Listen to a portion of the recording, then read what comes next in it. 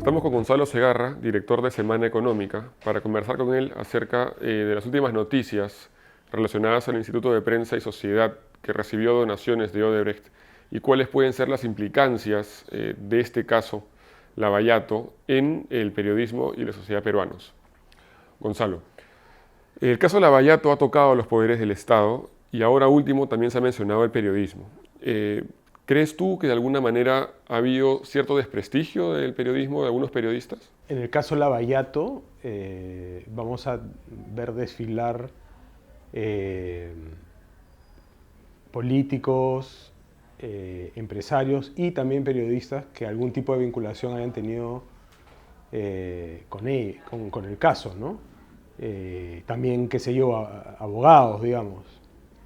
No todos los que tienen algún tipo de vinculación pueden ser acusados de corrupción, pero sí va a haber gente sobre las cuales van a aparecer pruebas, ¿no?, de vínculos con actos ilícitos. Lo que sí creo es que va a haber un desprestigio generalizado a ciertas categorías de profesionales o de personas, ¿no?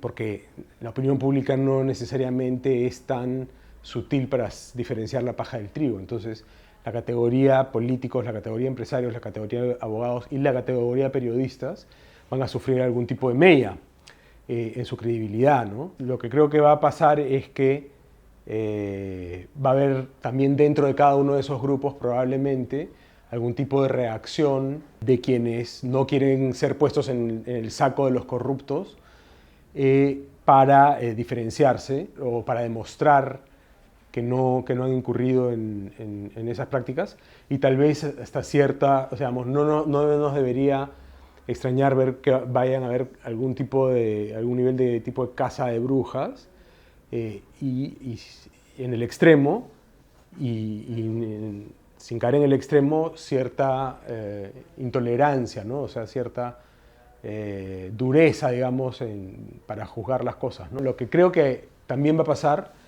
es que aquellos profesionales y aquellas marcas, digamos, que caen en estas categorías, digamos, empresas constructoras o marcas periodísticas, que estén limpias, se van a terminar fortaleciendo, ¿no? ¿Debe un periodista independiente prestar servicios de consultoría? ¿Cómo puede afectar esto a su imagen? No nos pongamos siquiera en el ejemplo de la empresa corrupta. Pongámonos en el caso de la empresa. Lo que yo creo es que ni un periodista ni nadie debe servir a dos amos, ¿no es cierto? Entonces, el periodista que interviene como periodista está brindándole un servicio a sus lectores o a su audiencia, digamos, ¿no? Entonces, su lealtad debe estar con la audiencia. ¿Y cuál es la lealtad esperada por esa audiencia? En un periodista informativo es que le diga la verdad. En un periodista de opinión es que le diga lo que sinceramente piensa. Cuando ese periodista ejerce la labor informativa y además está al servicio de una empresa que le paga por asesorarlo en su imagen o lo que sea, en realidad está sirviendo a dos amos.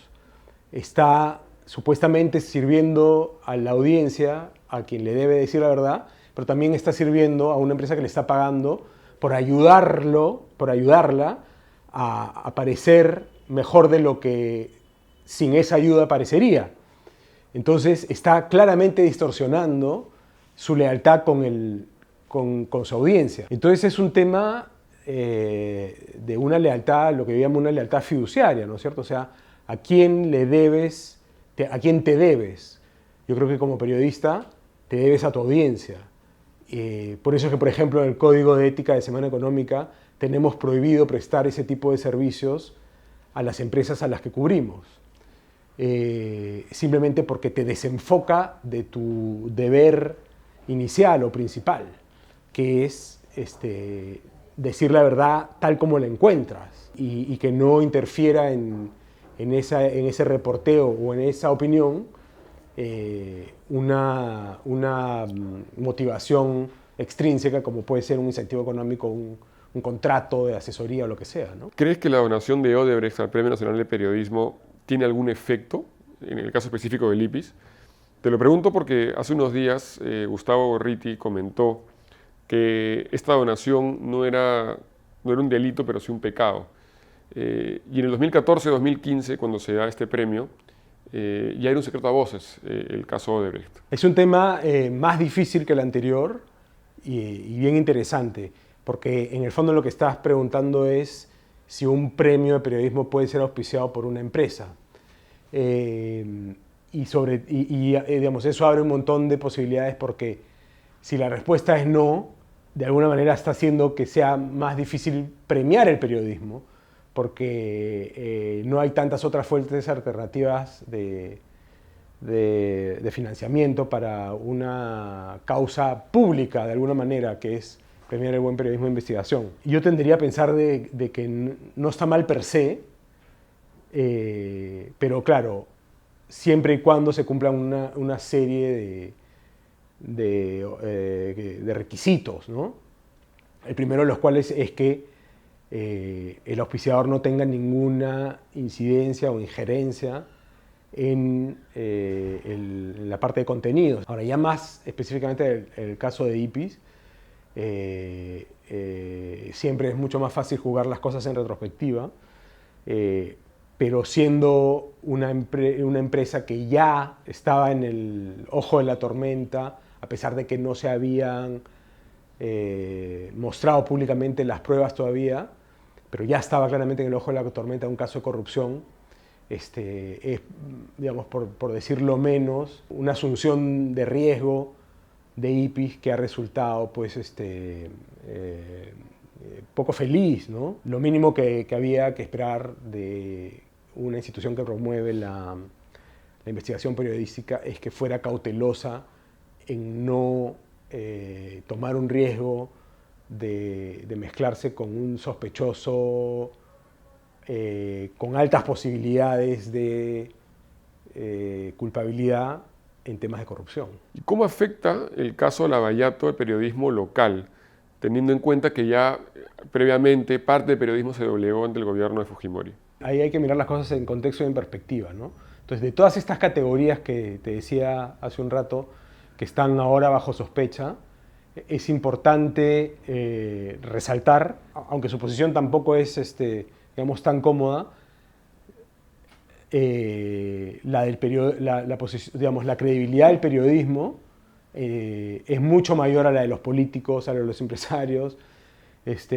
y a la de los abogados, por decirte algo, ¿no? Entonces, y eso tiene que ver también con que si uno mira la historia reciente de los destapes de corrupción en el Perú, prácticamente todos han sido denuncias periodísticas. Sin embargo, es obvio que le va a afectar, sobre todo porque se van a ver casos concretos de gente que ha sido indebidamente incentivada pues, ¿no? a engañar o que no ha cuidado debidamente sus conflictos de interés. Hay medios y hay periodistas que se han mantenido íntegros y eso también va a suceder ahora, ¿no? Y entonces lo que creo que va a pasar es que esas marcas periodísticas, esos medios y esos periodistas, en la medida en que hayan tenido, digamos, una actuación relevante, también se van a fortalecer en su prestigio y en su reputación, ¿no? ¿Y cuál es la implicancia de todo esto relacionado al periodismo en la democracia peruana? Básicamente lo que sucede es que hay un primer momento en que hay un gran desprestigio que genera de alguna manera un debilitamiento de la institucionalidad democrática.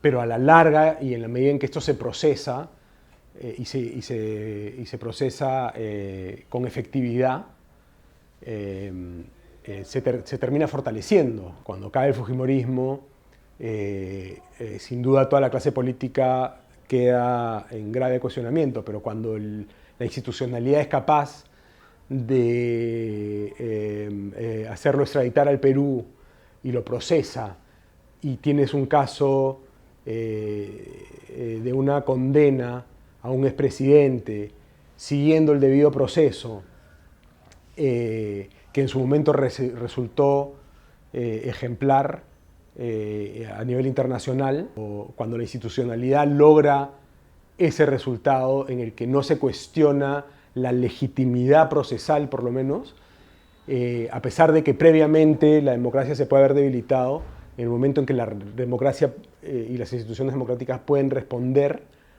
con efectividad, se terminan fortaleciendo, ¿no? Entonces, si acá sucede lo mismo, si el sistema anticorrupción logra que caigan peces gordos y que esos peces gordos terminen presos, la democracia se termina fortaleciendo y ganando credibilidad, pero no en el primer momento, sino en perspectiva, ¿no?